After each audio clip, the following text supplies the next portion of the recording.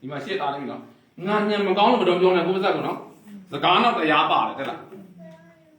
လူပါတဲ့နှုတ်မွက်တဲ့အတိုင်းဖြစ်တယ်တဲ့နှုတ်မွက်တဲ့အတိုင်းဝမ်းဝရတယ်ဝမ်းပြည့်ရတယ်တောက်တန်16-20မှာမိမိနှုတ်မွက်တဲ့အတိုင်းဖြစ်တယ်တဲ့ထိုတောင်ကိုနေရာမှရွေ့တော့ဟုဆိုလင်ဆိုသည့်အတိုင်းဖြစ်လိမ့်မည်မာကု7:20ပါဇက်ကပြောတဲ့အတိုင်းပဲဖြစ်လာမယ်ငါလေးဖြားချင်းလို့ဖြစ်နေတယ်ဆိုအဲ့မှာပြောနေဖြားလာဘူးမှမဖြားချင်းလို့ကျွန်တော်ကပို့တယ်ပြောတာငါမဖြားချင်းနေမဖြားချင်းဖြားဒါကြောင့်ငါဘယ်တော့ဖြားဘူးငါမဖြားငါချမ်းမငါမမိတယ်ငါလမ်းလျှောက်နိုင်တယ်ငါတွန်းနိုင်တယ်ငါဟုံးနိုင်တယ်နော်ဘာဖြစ်လဲဖယားနှုတ်ပတ်တော်အဖြစ်ကျမ်းစာပြောတယ်ဆိုသည့်တိုင်းဖြစ်လိမ့်မယ်ဒါဆိုရင်ဗဇက်ကနေတိုင်းတိုင်းစကားပြောလားဘာပြောလဲအချီးနီးသောစကားပြည့်ရည်ပြုသောစကားမတော်လျော်သောစကားဤဖက်နာအငယ်လေးလိုက်ဆိုမတော်မလျော်ညဉ့်ညူပြက်ပြဲ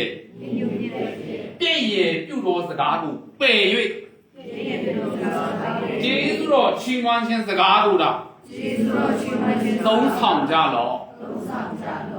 ဆောင်ရံနဲ့ရှောင်ရံပြောတယ်ဘာကိုရှောင်ရမလဲ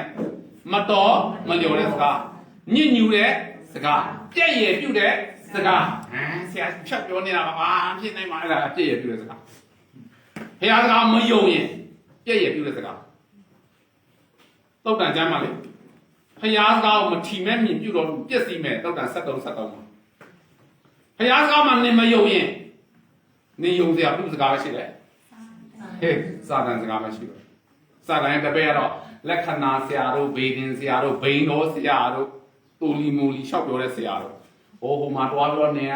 နွားနုတွားလောင်းရမယ်တို့နေကဟိုမှာတွားတော့ဘာအတီးပူဆိုရမယ်တို့နေကဟိုမှာတွားကြောက်ပြုံပြီးလူရမယ်တို့နေလျှောက်ပြောမှာဟိုမှာဖက်နှက်တွေပါလူရမယ်နေဟိုမှာရီတွားလူရမယ်နေဟိုမှာပန်းလူမှာအဲ့ဒီလိုစကားပဲနေယုံတော့လောကစကားတွေလောကစကားဆိုစာတန်မာနရဲ့လိန်လေဖြားရောက်တဲ့စကားတွေပဲတင်ရတော့ဘုရားစကားနဲ့မရပါဒါဆိုရင်ဒီနေ့ခရိယန်တက်တာဟာဘာစကားနဲ့တွားမှာဘုရားစကားတွားမှာဘုရားစကားဆိုတရားစကားထာဝရဘုရားတရားတော်လို့လည်းခေါ်တယ်ဟာလဲအဲ့ဆိုထာဝရဘုရားတရားတော်ဒီလူဤစိတ်နှလုံးထဲမှာတည်ဖြစ်၍သူတွားတော့အခါမချော်မလဲရ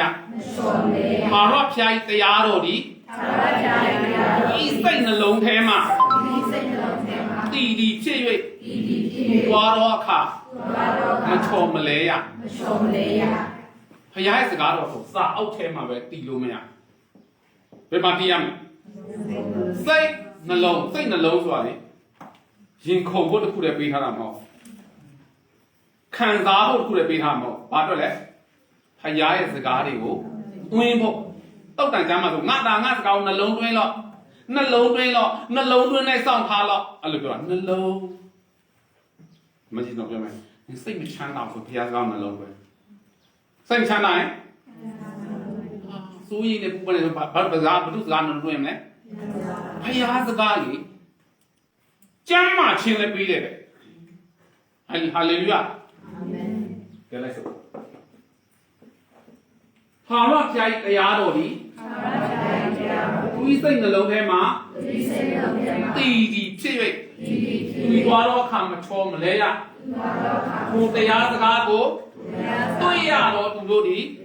အသက်ရှင်ခြင်းအကုန်လုံးကျမ်းမာခြင်းအကြောင်းကိုတွေ့ရတယ်ဒီဘုရားစကားရရင်နဲ့တွေ့ရရင်နဲ့နားလည်သဘောပေါက်ရင်နှလုံးသွင်းလိုက်ရင်နဲ့တကူလုံးကျမ်းမာမယ်ဟာလေလုယာအဲ့ဒါနော်ဒိတ်မအောင်ဒီဆေးရတခြားဆေးဆိုရင် expire date ရှိတယ် update ရှိတယ်အဲ့ဆေးမရတော့အခုခေတ်ချောင်းဆိုတာ Amazon နဲ့မရတော့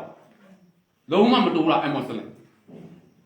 ဆရာဝန်ကကျွန်တော်တွားတယ်ဒေါက်တာတင်အောင်နဲ့ကျွန်တော်စကားပြောရင်ဆရာတဲ့ကိုဗစ်ကာလနောက်ပိုင်းမှာတဲ့ Amazon ဆိုတာတွားပြီး update မဟုတ်တော့ Amazon ထဲမြင့်တဲ့ဟာတစ်မျိုးရှိတယ်အဲ့ဒါဘာဆေးလို့ခေါ်လဲအဲ့ဒါဘယ်လိုတောက်ရလို့ပြောပြအခုတော့မျိုးပြောင်းသွားပြီ ဆေးတွေကတစ်ခုပြီးခု expire ဖြစ်တော့ update မဖြစ်နိုင်တဲ့အခါကျတော့ယောဂပုံတော့မှ update ဖြစ်လာတော့ယောဂပုံတော့မှရှင်တန်လာတဲ့အခါကျတော့သူတို့ရဲ့ဆေးတွေကပြောင်းသွားတာအမောစလင်မြတော့ဘုမအရူချောင်းဆိုတော့အမောစလင်တိုက်ချင်မတော့ဆေးပြောင်းမှတယ်တည်တယ်ပါဆေးပြောင်းမှတည်ဒါဆိုဆရာတော်တယောက်ကအဲ့လိုမျိုးဝိညာဉ်ရေးရမှာဖျားစကားဘယ်တော့မှနောက်မကြောက်အမြဲတမ်း update ဖြစ်တယ်ဖျားစကား hallelujah စီးကြတော့ expiration ဝိညာဉ်ရေးရမှာဖျားစကားကနောက်ကျသွားဆိုရှိလားတိတ်ပန်ပညာထက်တော့မှရှေ့ရောက်တယ်လေဟောကျမ်းစာတချင်းရှိရမလားအေးနောက်ဆုံးတော့တိတ်ပန်သူဆိုရလေခြေတလန်းကနောက်ကြကြံနောက်ဆုံးတော့တိတ်ပန်ခြေတလန်းကနောက်ကြကြံဖျားစကားပဲကောင်းကျင်တဲ့ညီကြီးမသိတဲ့တီမာတဲ့ဖျားစကားခါရတီမယ်တဲ့မကု73မှာ31အေးနော်အဲ့တော့ပြောချင်တဲ့ဒိဗေကမပြောင်းမလဲတဲ့ဖျားစကားဘာစကားလဲအခုငါတို့ဖုန်းတုံးလို့ရှိရင်လေဟိုဘာလဲခဏကြိုင် Messenger update လုပ်ခိုင်းလိုက်နော် Viber update လုပ်ခိုင်းလိုက်ဟို update လုပ်ခိုင်းလိုက်နဲ့ခါလိုက်လောက်ရနော် iPhone က modern နဲ့လိုက်လို့မရတော့ modern နဲ့တော့မရတော့အဲ့တော့ဖုန်းကလည်းတော့တစ်လုံးပြောင်းရဝိညာဉ်ရမှာအဲ့လိုမဟုတ်ဝိညာဉ်မှာဆိုနိုင်နေဆိုမရှိဒီ level ကနိုင်တာမဟုတ်ဒီ level တော့တင်တာဟုတ်မှာသူတို့တော့တက်တာမင်းတို့တော့တက်အဲ့နှုတ်ဘတ်တော်တွေတင်နေတာတင်တဲ့ပုံစံနာမတူတာဒါပေမဲ့အဲ့နှုတ်ဘတ်တော်ပဲတင်အဲ့ဆိုဘုရားရှင်နှုတ်ဘတ်တရားတော်ဒီအသက်ရှင်ခြင်းသဘောနဲ့ပြုပြင်ခြင်းတကောနဲ့ပြုပြင်ပေးတယ်စိတ်ဝိညာဉ်လည်းပြုပြင်နေတဲ့ဒီပြန်လေးစနစ်မှာအသက်ရှင်ခြင်းတကောနဲ့ပြုပြင်ခြင်းတန်လက်တကာတို့ထက်ခြင်းနဲ့ပြည့်စုံပြီးဖြစ်၍ဘုရားကဘာလဲထက်လဲတန်လက်ဆိုဘယင်ကိုင်းအတော်နဲ့ဖက်ထက်တော့ပူထက်တယ်တဲ့ဘုရားကမွေ့လိုက်လူရဲ့နှလုံးသားထဲရောက်တော့မွေ့လိုက်တာနှစ်ဖက်မဟုတ်တန်လက်တကာတို့တဲ့ထက်ခြင်းနဲ့ပြည့်စုံပြီးတန်တဲ့စိတ်ဝိညာဉ်ကို၎င်းအယိုးအစစ်နဲ့ခြင်းစီကို၎င်းပိုင်းခြား၍ထုတ်ခြင်းခွင့်တတ်၏စိတ်နှလုံးအကြံစီများကိုလည်းပြုပြင်တတ်၏ဟာအတွင်းလူတော်ပြောင်းလဲသွားတယ်ဟာလေလုယာစိတ်နှလုံးအကြံစီတွေဟာစတော့ငါတော့လူကြံစီထားတာဒါပေမဲ့ဘုရားစကားကြားတဲ့ခါမှာမတော်တော့အဲ့နိုင်ငံခြားတော့နိုင်ငံခြားတော့မှပတ်စံရတာမဟုတ်သိသွားပြီတော့ချက်သိသွားဘုရားစကားရဖို့နံပါတ်1ငါတော့ကြောင့်အမြဲတမ်းပြောတယ်ဘုရားစကားကိုဥထိတ်ထားရမယ်ကျွန်တော်ဘလို့ဘာပဲဥထိတ်ထားလဲတချို့ကရိုးရဥထိတ်ထားတာထုံးစံတလေးဥထိတ်ထားမရဘူးအတင်းတော်ကရိုးရတွေထုံးစံတွေဥထိတ်မထားရအောင်လူမျိုးရေးလည်းဥထိတ်မထားရအောင်စီမီစီကလည်းဥထိတ်မထားရအောင် policy တို့ principle တို့ procedure တို့ဆိုပီတုံးလုံးရှိတယ်အဲ့ပီတုံးလုံးဥထိတ်ထားရအောင် policy မူဝါဒ principle စီမီစီက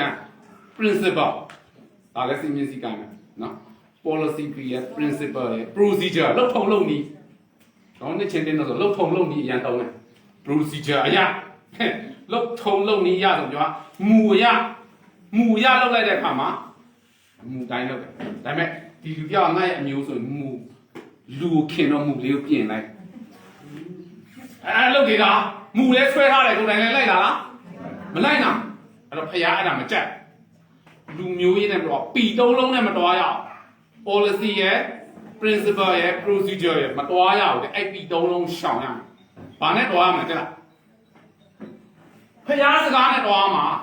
ဘာတော်ရမလဲပီတဲ့နှလုံးနဲ့ရှောင်ဖျားစကားဆိုရင်ဘာလဲ Bible ဘာလဲ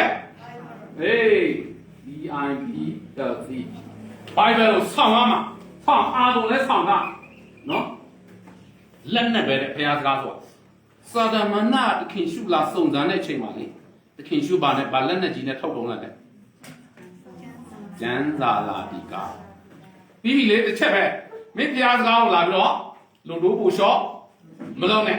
ဝိကငါ့ကိုလာပြီးတော့မလက်ချားနဲ့ ဘယ်လိုတက်ရှင်ရမလဲလူဟာ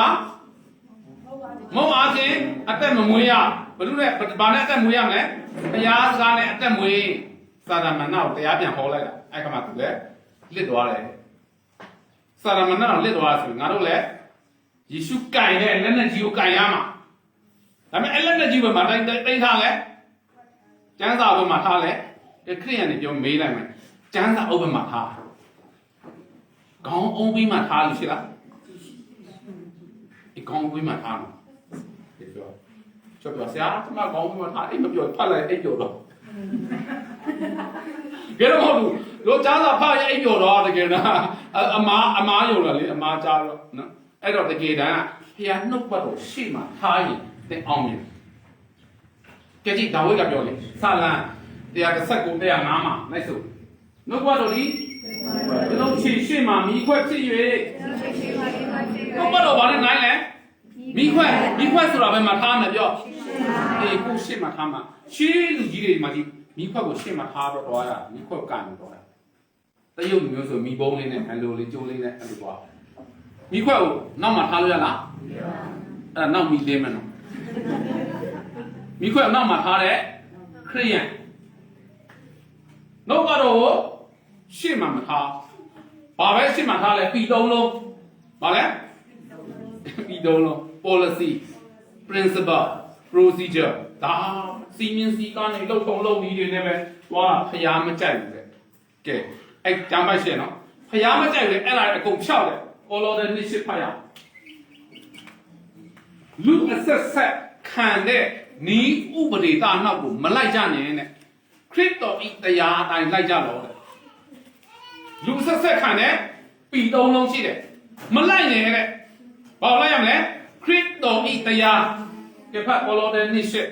ခရစ်တော်၏တရားကိုမလိုက်လူအဆက်ဆက်ခံသောဤဥပဒေသားနှင့်လောကီတရားကိုလိုက်၍လောကီတရားနှင့်အချင်းချင်းကြောပရိယလာခြင်းခြေတို့ကိုပဲတရားနာလူယူအပြည့်စည်စေခြင်းကတည်ပကြသောဘယ်သူက